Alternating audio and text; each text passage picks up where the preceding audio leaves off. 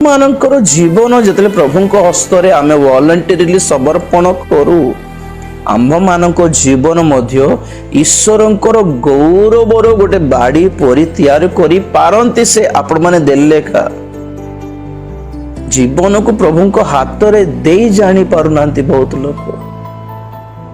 ଆଜ୍ଞା ବାପ୍ତିସ୍ମ ନେଇଯିବା ମାତ୍ରକେ କିଛି ହେବନି ଭାବୁଛନ୍ତି, ବାପ୍ତିସ୍ମ କିଛି ମ୍ୟାଜିକ ବୋଲି ଭାବୁଛନ୍ତି କି? ବହୁତ ଲୋକଙ୍କୁ ଦେଖେ ବାପ୍ତିସ୍ମ ନେଲା ପରେ ରିଲାକ୍ସ ହେଇଯାଆନ୍ତି, ଆଉ ଯାହା ବାପ୍ତିସ୍ମ ନେଇଗଲେ ଆଉ ଆମର କିଛି କରିବାଟା କିଛି ନାହିଁ। ନା ନା ନା, ବାପ୍ତିସ୍ମ ପରେ ହିଁ ଆକ୍ଚୁଆଲି ଜୀବନ ଆରମ୍ଭ ହେଉଛି। ଜୀବନ ସାରା ଆମ ଇଚ୍ଛା ଅନୁସାରେ ଚଳିଲୁ କି ନାହିଁ? ନିଜର ଇଚ୍ଛା ନିଜର ମନୋକାମନା ଅନୁସାରେ ଆମେ ଗମନ କରିକି ଯାଇଥିଲୁ।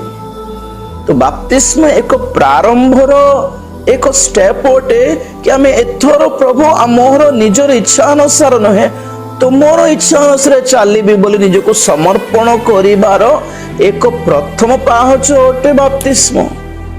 ତ ବହୁତ ଜଣ ଭାବୁଛନ୍ତି ଏଇ ବଡ଼ ବକ୍ତାଙ୍କ ପାଖରେ ନେଇଗଲେ ହେଇଯିବ, ନାଇଁ ବଡ଼ ସ୍ପିକର ପାଖରେ ନେଇଗଲେ ହେଇଯିବ। କଣ ହେଉଛି? କିଛି ନାହିଁ।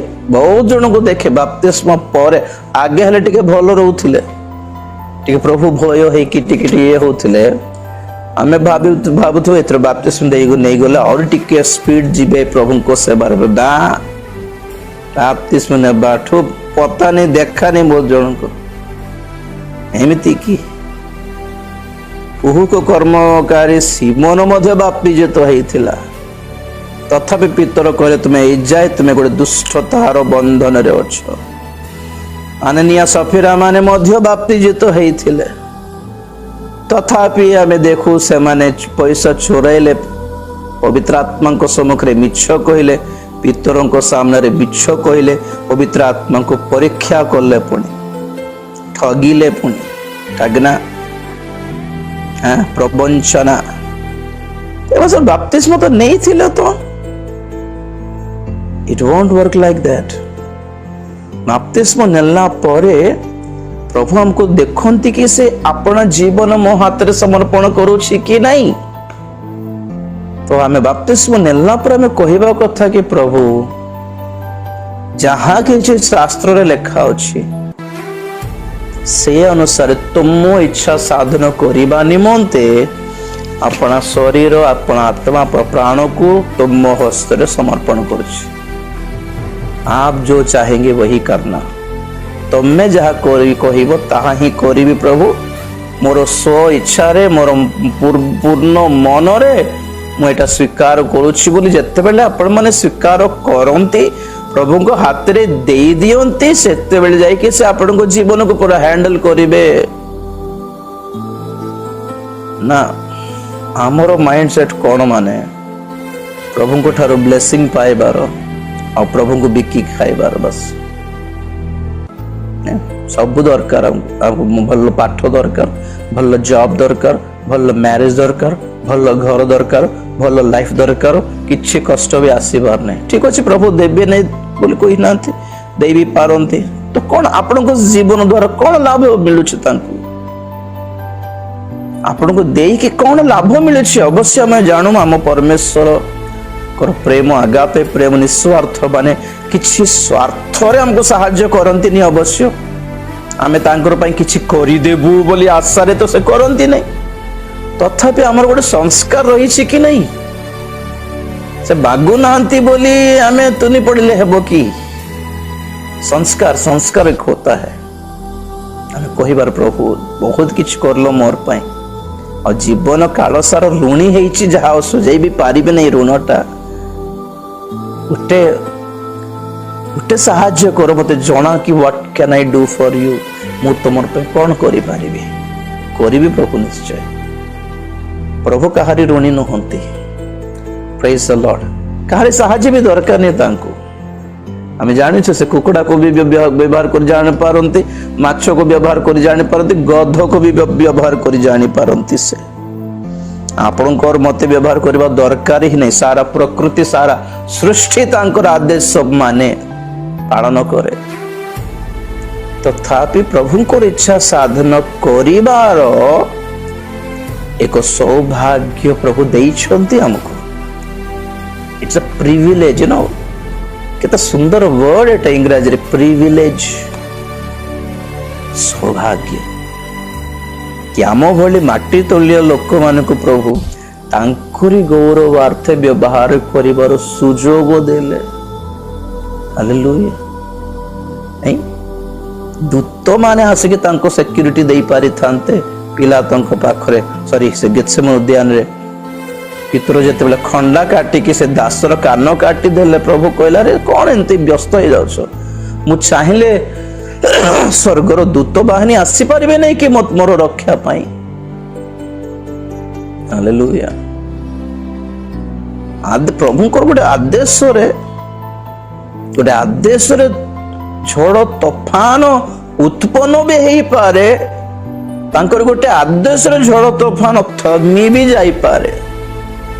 तो सारा सृष्टि तांकर आदेश रो पालन पाई रेडी थिला बेलुको प्रभु अति तांकर सृष्टि रे अति क्षुद्रतम आम्भ मान को प्रभु सुजोग देले।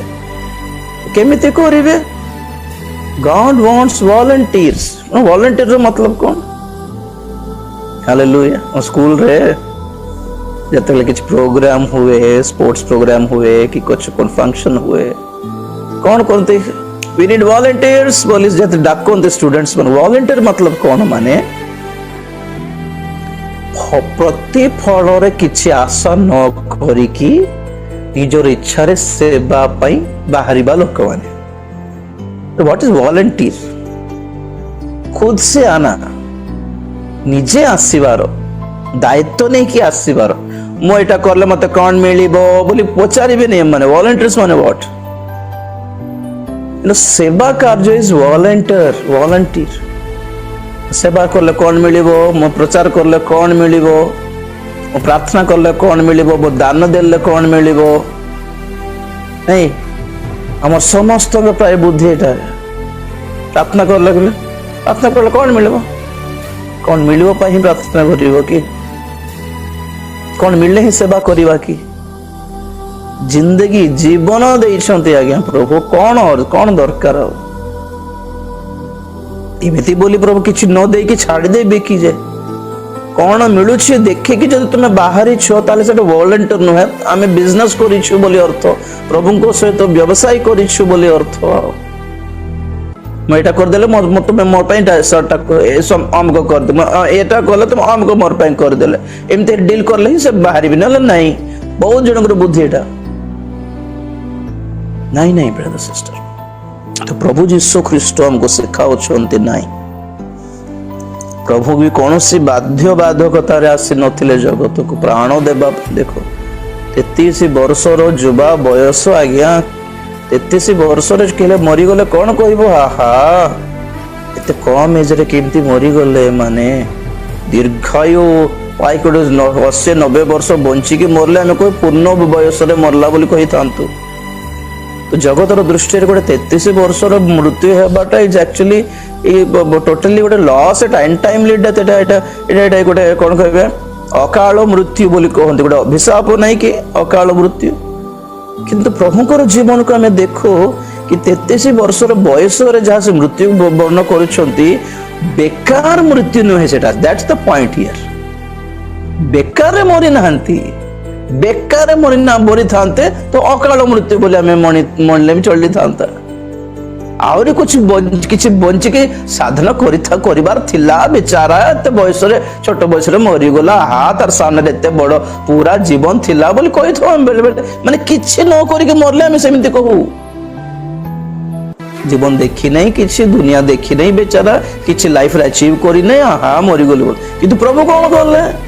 प्रभुଙ୍କର षष्ठ बाणी जनाए समाप्त है। जहा के जानी 80-90 वर्ष बंची के से कही थांते जहा ओ बाबू आ सरला आ कौन करिबे बाबू बोली बुढ़ा है कि मरी थांते तो अलग ही थांता नहीं। 90 वर्ष बयस रे मरला बेले कौन कहती आ जेजे बापा माने अज्जा माने ଆଉ ବାବା କଣ କରିବ, ଆଉ ପ୍ରଭୁ ଡାକିଲେ ଯିବାର, ସବୁ ସରିଲା। ଆଉ ଘର ଦ୍ୱାର ବନାଇଲି, ପିଲାମାନଙ୍କ ପାଇଁ, ନାତି ନାତୁଣୀ ମାନଙ୍କ ପାଇଁ ବାହା ଫା କରାଇଲି, ସବୁ ଲାଇଫ ସେଟଲ କରାଇଲି, ଆଉ ଯାଉଛି ଆଉ ବୋଲି କହନ୍ତି। ଶାନ୍ତିରେ ମରିପାରିବେ ବେଚାରା, ପିଲାମାନଙ୍କୁ ଟିକେ ଖୁସିରେ ଦେଖିକି ଯିବାଠୁ। ଆପଣ ଫ୍ୟାମିଲି ପାଇଁ କରିଛନ୍ତି, କିନ୍ତୁ ପ୍ରଭୁଙ୍କର ଲାଇଫ ସେମିତି ନାହିଁ, ସାରା ଦୁନିଆ ପାଇଁ କରିକି ଯାଇଛନ୍ତି। ବାଉ ଏମିତି କିଛି କଲେ କି 4 ଜଣ ଖାଇପାରିବେ ତାହା ନାହିଁ। ତାଙ୍କୁ ବିଶ୍ୱାସ କରିବା, ସମସ୍ତେ ସ୍ୱର୍ଗକୁ ଯାଇପାରିଲା ଭଳି କିଛି କରିକି ଗଲେ। ସେ କୁଛ ऐसा किया କି ଯେତେ ଜଣ ତାଙ୍କ ଗର୍ଭରେ ଜନ୍ମ ହୁଅନ୍ତି, ତାଙ୍କର ସବୁ ସନ୍ତାନ ମାନଙ୍କ ପାଇଁ କିଛି କରିକି ଗଲେ। वाओ व्हाट अ लाइफ आगे। कुछ ऐसा करना है कि आमर जीवन द्वारा आम एत कोटी टंका पाई कि नाती नातुणी मान दे देले, नाती नातुणी मान खाए, ओके ठीक अच्छे। उससे भी ज्यादा कुछ करना था कि आम जीवन द्वारा 4 जन स्वर्ग को आसतु। आम साक्ष्य द्वारा, आम सेवा द्वारा, आम वाक्य द्वारा, आम प्रार्थना द्वारा, आम परामर्श द्वारा, आम चेतना द्वारा 4 नथिले भी जणे हेले स्वर्ग को आसतु। आज्ञा जन को पैसा देबा ठारू अधिक मूल्यवान life is taking someone to heaven. कि जानी स्वर्ग गला पर आपन को देखि कि लोक माने जेते थर देखि गोड़ पे पड़ जे बोधे आपन नथिले भाई स्वर्ग को पाई न थांती ना। क्रेडिट्स थाए हम शिखी थिलु ख्रीष्टनकर न्यायासन सम्मुख रे ठिया हला बेले जेते फल दियंती प्रभु आम मानकर संस्कार एटा कौन माने नामे कौन करिछ। एटा प्रभुंकर योजना, प्रभुंकर अनुग्रह, प्रभु मोहित करिसंती, प्रभु कार्य करिसंती बोली एटा हमर संस्कार। आ प्रभुंकर महानता कौन, से हमको सुजोग देले ए सेवा करिया पय, तेणुकर हमको पुरस्कार मिलुछि। आमे पुरस्कार पाए कि फोटो काढी आमे उल्टा कौन करू, से पुरस्कार प्रभु के हाथ रे देके उल्टा फोटो काढी, प्रभु एटा तमरो काम। वाओ। आ लोक माने कहबे ए भाई, ए भौणी, ए माँ, ए नानी प्रार्थना करलारू, साक्ष्य कहलारू, चेतना देलारू, परामर्श देलारू, गाली करलारू मो प्रभु को पाइसी। आज्ञा गोटे उद्देश्य था जीवनर। पैसा पत्र कौन आज्ञा ठीक अच्छे, आप पैसा कमातु सब करते, किंतु से सब जीवन स्वर्ग को आज्ञा आम जानी